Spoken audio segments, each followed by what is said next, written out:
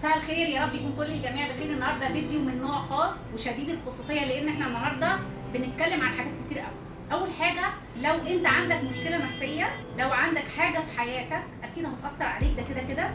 بس الشاطر اللي يعرف فين الحاجه دي وفين الوقعه ويقدر يقوم من مكان ما وقع، لانه كلنا بنقع، بس الشاطر اللي يعرف هو واقع من انهي حته. فانا النهارده معايا حاله انا شخصيا مبسوطه منها جدا جدا جدا. هي غير ان هي فارقه ما شاء الله جدا في التغذيه، فارقه في الحياه العامه. هي طبعا كانت جايه لنا بشويه مشاكل صحيه كتير، تكيسات على المبيض، سكر التراكمي طبعا بتاعها طيب 2، عندها المقاومه عاليه جدا، عندها شويه مشاكل فيها جوه. فالحمد لله احنا قدرنا نتخلص على ده وماشيين كمان. بس انا النهارده بصراحه جايه اتكلم عن قد ايه هي شاطره، لان هي عرفت فين وقعت وقدرت تقوم من مطرح ما وقعت. فانا النهارده بهنيكي. معايا دينا الحمد لله احنا فارقين جدا في التغذيه.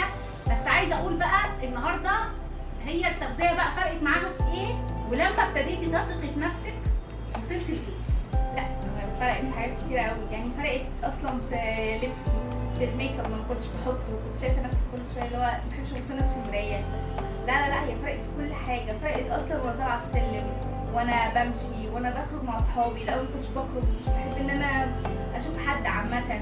لا، هي فرقت نفسيا وبشكل شيء. نحط بقى سبوت على نفسيا شويه. لا، والصراحه دينا كانت جايه فعلا مش عارفه هي فين. هي كانت جايه حد عنده تخبط في كل شيء، فالحمد لله احنا اتكلمنا معاها وقدرنا نوصل ان هي تختار نفسها. فهنا لما بتختار نفسك انت بتقدر تتقدم في كل شيء، سواء بقى في التغذيه، في حياتك العامه، في حياتك المهنيه، في حياتك الشخصيه، في كل شيء. فاحنا هنا حابين نحط سبوت لكل واحد يقول الحياه انتهت. احنا هنا خلاص ما عادش فيه اي امل، الامل موجود وانت اللي تقدر تغير ده. يعني انا كنت مجرد بس وجهتها وهي الحمد لله ادت بوش وكملت. لا، انا باجي هنا نفسيا قبل اصلا الدايت. يعني انا اول مره فاكره لما جيت قعدت معاكي صحيح. كنت جايه اللي هو انا فجاه بصيت في المرايه، لا انا مش حابه نفسي.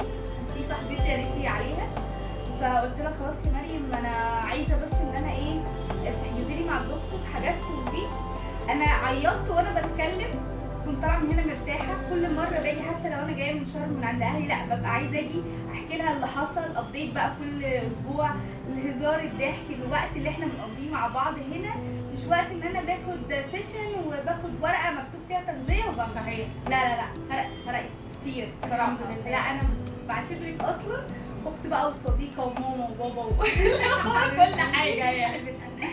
فالنهارده رسالتنا هي غير ان هي ما شاء الله عندها 15 كيلو، هي ماشيه معانا نظام غذائي، بتاخد جلسات ميزوثيرابي. يعني انا لو وريتكم صورها قبل وبعد يعني هتتفاجئوا. انت منزلاها؟ ايوه. فهي ما شاء الله اختلف 180 درجه. واللي بسطني اكتر ان هي ممكن ناس كتير تبقى شاطره في التغذيه او تعمل نتيجه في التغذيه بس من غير ما تفهم نفسها. فهي النهارده فهمت نفسها، لان هي كانت جايه بمشكله فعلا انا كنت بشوف ان هي مشكله ملهاش حل. فحتى قلت لها ساعتها، قلت لها المشاكل نوعيه يا دينا، مشاكل حياتنا نوعيه. في مشاكل نقدر نحلها ونتعايش، يعني نكمل ونقدر نشتغل عليها، وفي مشاكل ملهاش حل. فيجب وقتها ان انا لما اعرف مشكلتي ان هي ملهاش حل، الطبيعي ان انا اتعايش مع المشكله، وهي ده اللي قدرت تعمله. طبعا مش بيبقى اي حد يقدر ان هو يدوس على الزرار فيقدر يتعايش. هنا بقى المهاره والشطاره ان انت تقدر تتعايش مع مشكلتك، وبالعكس تاخدها من كل محنه في حياتك منها. هي خدت المنحه دي وفعلا طورت في شغلها، طورت في نفسها، طورت في ذاتها، طورت في حد داخلي. انا يعني فعلا لسه بقول انا كل ما تخش لي دينا الاستحقاق بتاعي بيعلى جدا، لان كل مره بتخش لي شخص تاني. فانا سعيده جدا جدا جدا. ورسالتي النهارده لكل حد مش لاقي نفسه، لكل حد بيقول خلاص انا كده مشكلتي ملهاش حل، وانا خلاص انا الحياه انتهت. الحياه ما انتهتش، انت اللي نهيت حياتك بايدك. لانه الحياه احنا طول ما احنا موجودين وقائمين في الدنيا لازم تكمل، مهما كان وجعك، مهما كان المك، لازم تكمل عشان انت انسان. ولازم انت اللي تدي البوش لنفسك. بيبقى فيه نعم ربنا انه في حد يقف معاك وفي ظهرك، وفي حد ما ربنا ما انعمش عليه بالحته دي. فانت لازم انت اللي تتحرك وتشتغل على نفسك. انا سعيده جدا جدا بيها، جدا جدا فوق ما تتخيلوا، لانه قد ايه انا شايفه ان انا نجحت ان انا اغير حياه حد تغذويا وصحيا ونفسيا. فالحمد لله احنا بنقدر نعمل ده كويس جدا جدا هنا. في مراكز دكتور جيسي، لانه احنا بنشتغل على كل حاجه تخصك، سواء حالتك النفسيه، حالتك البدنيه، حالتك الصحيه، حالتك الاجتماعيه، حالتك الماديه، كل ده بنقدر نحطه في عين الاعتبار. في البلان بتاعتي ببقى كاتباهم رقم رقم، وببقى حريصه جدا لكل حاجه، ما ينفعش حاجه مني تقع عشان اشوف الشخصيه اللي انا شفتها دي قدامي. والحمد لله احنا عندنا كل ابطالنا كده، للي عايز يغير وعايز يفهم يعني ايه انسان ولازم يغير حياته، سواء بقى في التغذيه ولا في الحياه العامه.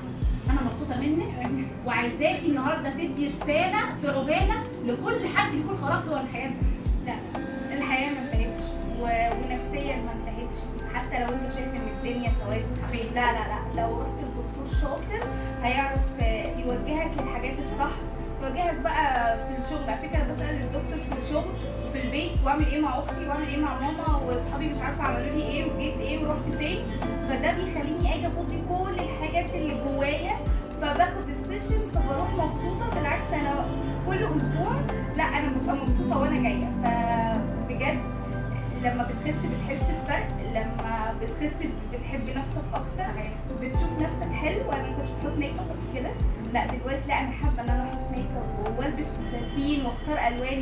لا الاول انا كنت محصوره في لبس كله اسود، لا دلوقتي لا انا حابه عادي ممكن البس ابيض عادي جدا ورمادي والالوان اللي هي العاديه. عشت سنك. بالظبط، انا شكلي يبان. يبقى ناخد رساله من دينا لكل حد بيسمعنا ان التغذيه هي الاساس. التغذيه هي اللي هتقودك ان انت شخص هتبقى سوي جواك وعندك ثقه في نفسك، هتقدر تعمل كل حياتك تقدر تدورها صح. اهتم بنفسك واهتم بالتغذيه بتاعتك واهتم بصحتك واهتم بكل تفاصيل حياتك، لان لو انت ما اهتمتش محدش هيهتم بيك. ودايما زي ما بقول دمتم بصحه ودمتم بالف خير وسعاده وراحه بال.